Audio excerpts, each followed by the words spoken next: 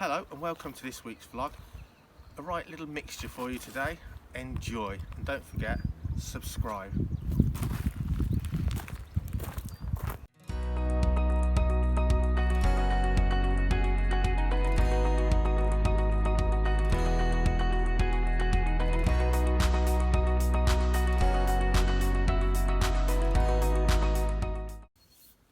Have a look at this. Now this is Emily, our falconer's artwork. It's nice to have it on display for our open weekends, but it's also available to people on our experience days. Just have a look at this. She's used different mediums, and these are our actual birds here, so certainly check out her social. But these are our actual birds, and they don't just look like the species, they actually look like the individuals. So these prints are all available to buy, and there's lots more besides.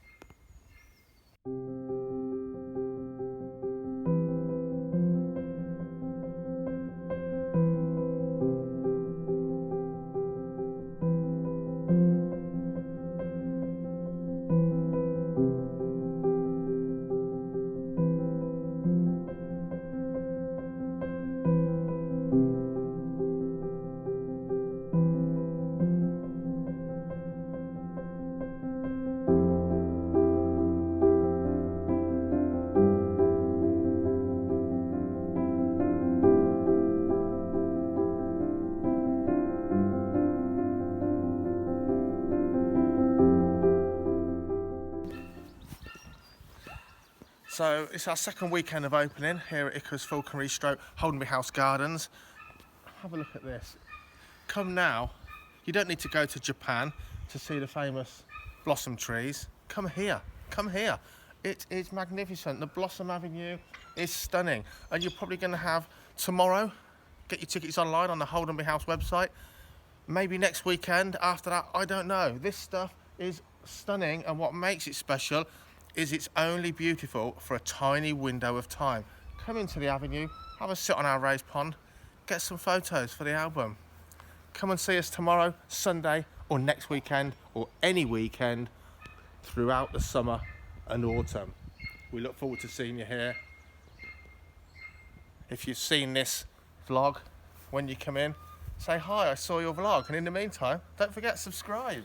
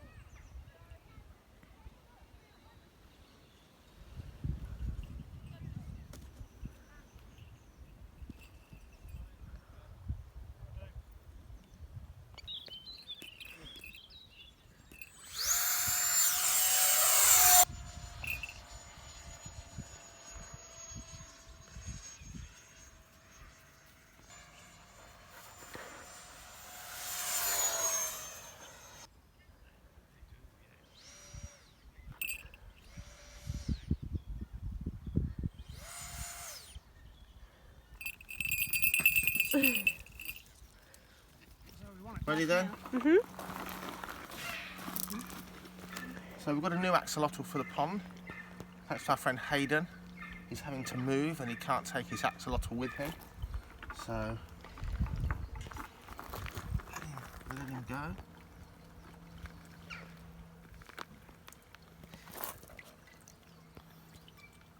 It's a squishy creature.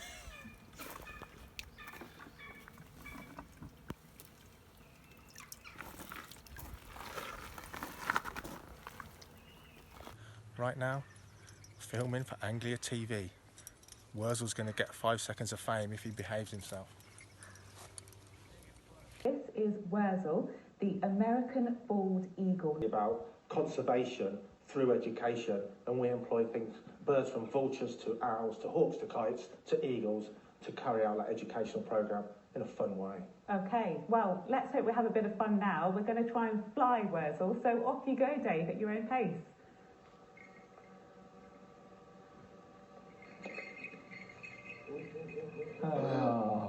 And that tradition lives on here. But for these birds, the return of visitors will take a bit of getting used to.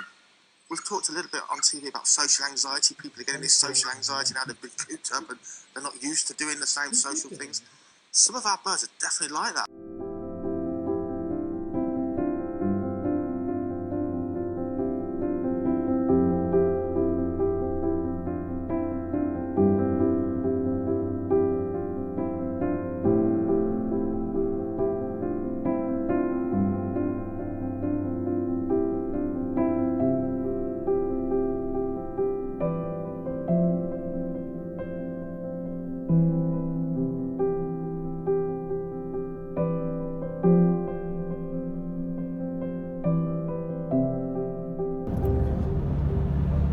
Driving home, had an early morning today. We've actually been from a village near Northampton, where we live, to a school near Southampton, which is almost 110 miles, almost exactly south from us. So I had a nice run, a bit of an early morning, setting the alarm for 4:15 in the morning. Not nice at all. Reception age children, really good, and really good fun. Studying sort of classification and hot topic, should zoos exist? So we kind of gave them what's the word, facts that we know in a non-opinionated way. We didn't tell them whether they should or shouldn't, so that was an interesting debate, and the kids met some great animals. So lovely scenery now, driving up from the south coast, heading back home. We did toy with the idea of going to the seaside, Georgia and I, and see if we could do any rock pooling or just go down to the beach, or finding some heathland or woodland to go looking for slow worms and adders. And then we looked at the traffic. My goodness, lockdown traffic certainly ended. It's back to the old normal, and we thought, let's just go home before it gets any worse. So we'll check out later in the vlog our sort of latest vlog edition. For now, Haggis the hare, see how she's coming along, but for now, enjoy the rest of the vlog. Well, we just got back from that school visit. Thought, obviously putting the animals away, pretty much given up on the yellowtail crebo laying eggs. It's been going on too long after its pre-lay shed, but you know, I check every day out of hopefulness. It's Christmas. Look at that. Look at that. Dry mark on eggs. So it's not just our amazing yellowtail crebos that have laid a clutch of eggs for us. If you look at this girl here, she's a female bull snake, and she's now heavily gravid. You can see how swollen her body is, and if you look at her eyes, you can see they're in blue, and that is a precursor to her getting ready to shed her skin.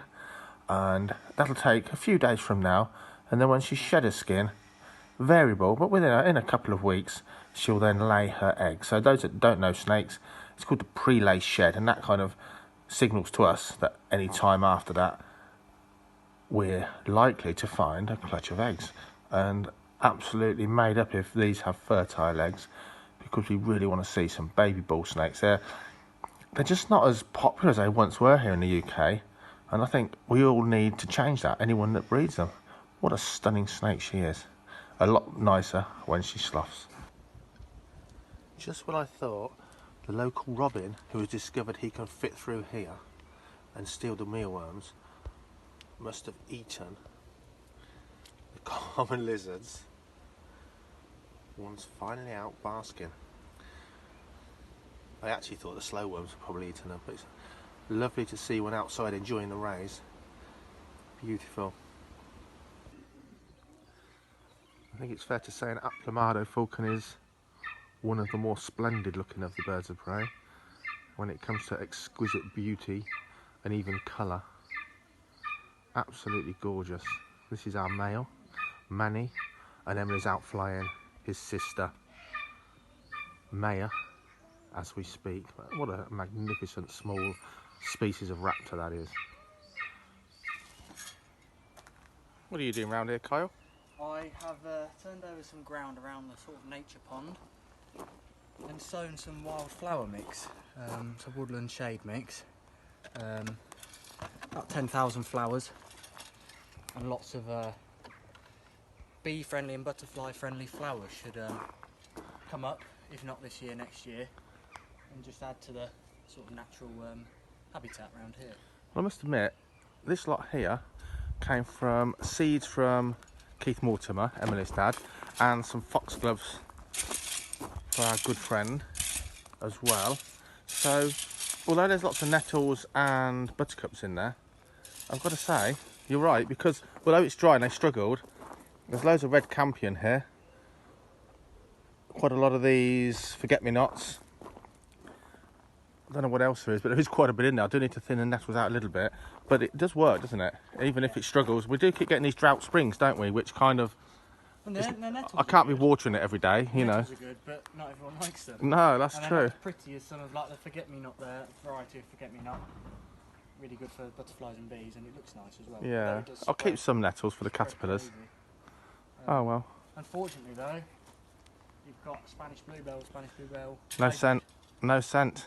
No, and it's bad for the English bluebell. I know. It's becoming quite endangered now because of the hybridisation That's right. from bees. And they don't have any scent, do they? So if you cared about pure English bluebells, you'd rip those up. And So, burn them. well, you just dug up an old pair of scissors, so maybe I'll have to put them to good use. Yeah, that's my pet hate is Spanish bluebells. Get them out of your gardens. Well, You're ruining our British. never mind that. Hurry up, we've got a bald eagle to fly. Come on. Just down by the river then. What have we got going on? We've got some swans. We've got a heron down there. Probably the one that ate all the fish at Holdenby last week, who knows. But even the heron, which are ultra common around here, and this creature here, they're just so common. Often, I've said it before, you don't really bother to really notice or take in the stuff you see every day. You know, swans are so common here. But look at that. Beautiful swan. Huge great eggs. If you look at like an ostrich or an emu egg, you think, wow, it's massive. And whilst not as big, there's certainly some pretty big eggs there. He's looking handsome and sort of standing guard. But how lovely. If that was a really, really rare bird in the UK, we'd be like, wow, well, how magnificent is that? But it's not, so we don't bother looking at them sometimes. Here's the missus now, by the looks of things. Well, there's my missus, and maybe she's stretching her paddles and chilling out while he looks after the eggs. What a glorious day to be alive.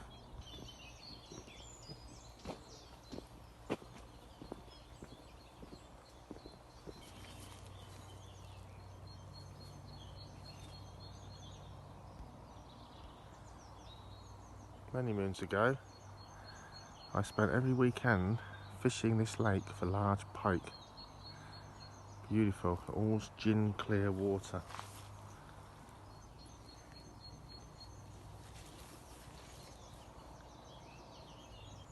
Look at this, mirror carp, right in close, probably ready to spawn.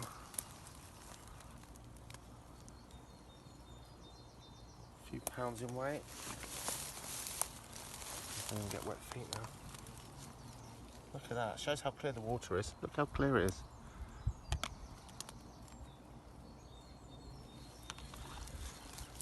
On a falconry front, I've actually known people's harrisawks to catch carp and pike in the shallows, believe it or not. Crazy. Oh, there he goes.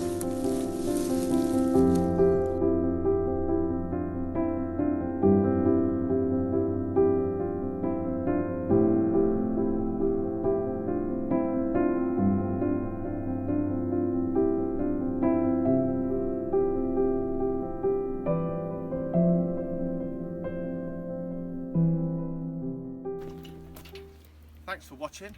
Check out next week's vlog and more videos coming soon. See you soon. Subscribe.